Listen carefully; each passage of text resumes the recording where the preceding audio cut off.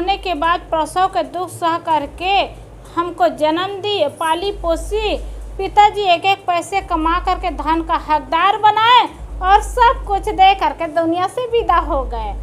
इसलिए उनकी याद में आज पितृपक्ष में हम ये कार्यक्रम करते हैं और पितृपक्ष मनाते पूरे भारत में मनाते हैं। पूर्वजों को याद करने के लिए पूरे भारत में मनाते हैं।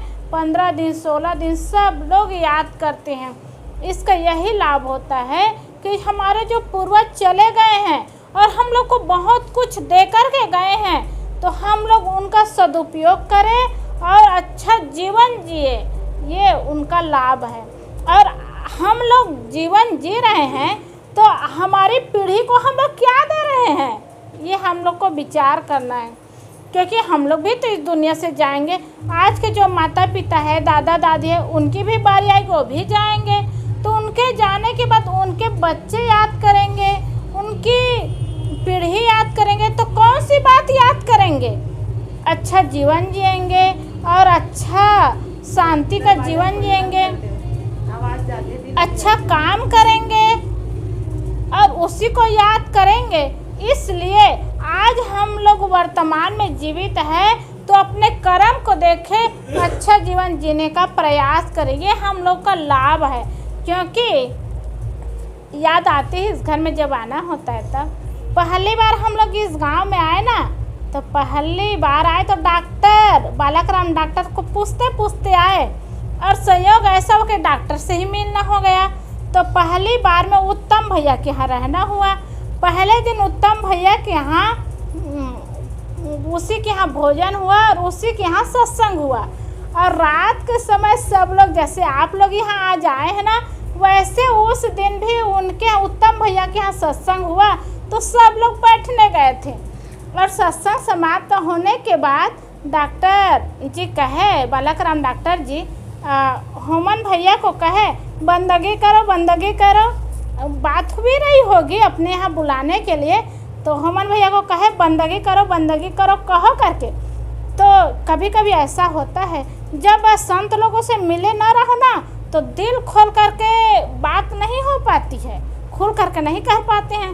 तो होमन भैया बंदगी तो किए और बात किए, लेकिन खुल करके नहीं कह पाए और डरते थे, संकोच करते थे। तो डॉक्टर सारी बात बताए, साहेब पहली बार इस सत्संग से जुड़े हैं, बहुत अच्छे लड़के हैं, तो इनके यहाँ जाना पड़ेगा। तो हम लोग कहे डॉक्टर साहब हम लोग को रुकना नहीं है, अभी समय नहीं है, हम लोग जाएंगे। और ये कब की बात है? 18-20 साल पहले की बात है, जब पहली बार आए तब। तो कहे नहीं साहब हम लोग नहीं रुकेंगे। तो डॉक्टर साहब कहे नहीं, इनके यहाँ तो जाना पड़ेगा, रुकना पड़ेगा। तो हम लोग दूसरा दिन रुके, होमन भैया बंदगी किए, स्वीकार किए, रुके और दूसरा दिन सुबह इस घर में आए। देखिए आने से, संतों के आने से भावनाएं कैसी बनती है और कितना परिवर्तन होता है, और उस भावना का प्रभाव कितना और कब तक होता है, ये बहुत प्रभावशाली होता है। जब हम लोग आए ना, सुबह आए, उस समय इन्हीं के यहाँ दिन भर भोजन रहा। तो सुबह आए तो ये माता क्या की, अपने हाथों से मैं दूध निकालूंगी करके गाय के दूध निकाली और दूध निकाल करके 2 पाटला लगाई और 2 पाटला में खड़ा कराई और दूध से पैर धोई। देखिए कितनी सुंदर पवित्र भावना है, पवित्रता है मन में कि संत हमारे घर में आए हैं, संतों का चरण पहली बार पड़ रहा है करके दूध से पैर धोए और बहुत भाव से सेवा की।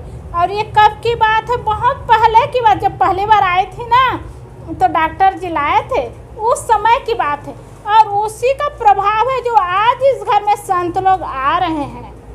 तो भविष्य को तो मनाना ही होता है, सुधारना ही होता है, लेकिन आने वाला समय को भी बनाने के लिए वर्तमान का समय अच्छा बनाना होता है, सुधारना होता है। उस समय की बात, पहली बार संतों का आना हुआ, सत्संग हुआ, इस घर में भजन भी हुआ, सत्संग भी हुआ और भोजन भी हुआ, और बहुत भाव से भक्ति से सब लोग संतों की सेवा किए, भोजन भजन किए, सब लोग किए। उसी का प्रभाव इतना पड़ा कि समय समय से संत लोग जब भी गांव में आते हैं तो इस घर में आना होता है, समय समय से सत्संग होता है। और पूर्वजों को याद करने के निमित्त में संतों को बुलाए, ये भी बड़ी बात है। इसलिए सज्जनों, जो पूर्वज चले गए हैं उनसे हमको बहुत कुछ मिला, तो हमारा भी कर्तव्य है, हमारा भी जब जाने का समय आएगा तो हम भी कुछ करें, ताकि हमारी पीढ़ी हम लोग को याद करे और सुंदर जीवन जिए और सुंदर कर्म बनाए। ये बहुत बड़ी बात होती है, क्योंकि कहते हैं ना, समय बदलता है, स्वार्थ बदलता है और प्रेम बदलता है। सबका बदलता है, समय बदलता है। पहले का समय दूसरा होता है, अब का दूसरा होता है।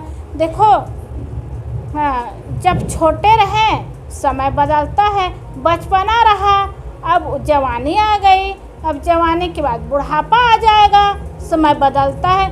अभी बारिश का समय है, फिर ठंडी का समय आ जाएगा, फिर गर्मी का समय आ जाएगा। ऐसे समय बदलता रहे, सब समय बदलता रहता है। और वैसे स्वार्थ भी बदलता है। कैसे स्वार्थ बदलता है? एक छोटा सा बच्चा रहता है ना, उसको प्रेम माँ से होता है। छोटा सा बच्चा है, उसको कुछ नहीं चाहिए, सिर्फ उसको माँ चाहिए। इसलिए वो बच्चा छोटा जब रहता है तो उनको सिर्फ माँ चाहिए। एक बच्चा अपनी माँ की गोदी में था और माँ बाजार गई थी, तो बच्चा बाजार में सब सामान देखता है, तो बच्चे के मन में होता है, चाहना होती है कि ये खरीदूँ, ये खाऊं, क्योंकि छोटे बच्चे के अंदर बहुत चाहना होती है। तो बार बार वो बच्चा कहता है माँ सेब खरीदिए ना, माँ केला खरीदिए ना, माँ ये चीज़ खरीदिए ना, माँ ये चीज़ खरीदिए ना। बच्चा बार बार कहता है। तो माँ बहाना बनाती। कैसे बहाना बनाती? क्योंकि गरीब घर की थी और सब्जी खरीदने बाजार गई थी, बच्चे के लिए कितना पैसा खर्च करे। तो कहने लगी कि बेटा, ये तो यूपी में मिलता है, ये तो राजस्थान में मिलता है, ये तो बिहार में मिलता है, छत्तीसगढ़ में नहीं मिलता। वो बहाना बनाती गई। अब बच्चा क्या करे? वो बच्चा चुप हो गया। और उसके बाद अब पिता के पास बच्चा चला गया, और जाने के बाद जब पिताजी के साथ घूमने आया तो पिताजी को भी वो बच्चा कहने लगा, पिताजी मेरे लिए केला खरीदिए ना, क्योंकि बच्चे की चाहना होती है ना खाने पीने की। पिताजी मेरे लिए केला खरीदिए ना, मेरे लिए संतरा खरीद। जहाँ जहाँ जाता है बच्चों खरीदने की चाहना करता है, और पिताजी से कहता जाता है, पिताजी मेरे लिए ये खरीदिए ना, मेरे लिए ये खरीदिए ना, मेरे लिए ये खरीदिए ना। पिताजी की भी मजबूरी थी, वो कुछ नहीं खरीद पाया। तो बच्चा छोटा सा था, वो पिताजी से नाराज हो गया और उंगली छोड़ करके दूर चला गया। तो पिताजी को दुख लगा। वो कहा कि बेटा आओ मेरे पास आओ, अपने पापा के पास आओ। अरे दूर हो गए हो। बड़ा प्यार से बेटा समझाने लगा। तो बेटा कहते, चुप रहो, पापा छत्तीसगढ़ में नहीं मिलता, पापा तो यूपी में मिलता है, पापा तो बिहार में मिलता है, पापा तो राजस्थान में मिलता है, यहाँ पापा नहीं मिलता, यहाँ पापी मिलता है। देखो, छोटा सा बच्चा था, लेकिन उनकी चाहना थी मुझे सारी सुविधा मिले, सब कुछ मिले, लेकिन उनकी मजबूरी थी, परिस्थिति थी, क्या करे, तो कुछ दे नहीं पाए सज्जनों। इसलिए छोटा बच्चा रहता है ना, तो उनको मम्मी पापा चाहिए। और वही जब बड़ा हो जाता है, जवान का उम्र होता है, तो जीवन साथी चाहिए। फिर बुढ़ापा के समय में उनको नाती पोता बच्चा चाहिए, नाती पोता चाहिए। तो स्वार्थ बदलता जाता है, प्रेम भी बदलता जाता है। ऐसे स्वार्थ बदलता जाता है। और प्रेम कैसे बदलता है? आदमी का प्रेम धीरे धीरे, छोटे रहते तो माता पिता से प्यार करते हैं, जवानी आती है तो पति पत्नी से प्यार होता है, और बुढ़ापा आता है तो नाती पोता से प्यार होता है, फिर बच्चे से प्यार होता है। ऐसे प्रेम भी बदलता जाता है। तो समय बदलता है, उसको भी स्वीकार करना पड़ता है, और स्वार्थ बदलता है, उसको भी स्वीकार करना पड़ता है, प्रेम बदलता है, उसको भी स्वीकार करना पड़ता है। सब कुछ बदलता जाता है, किंतु हम नहीं बदलते। यही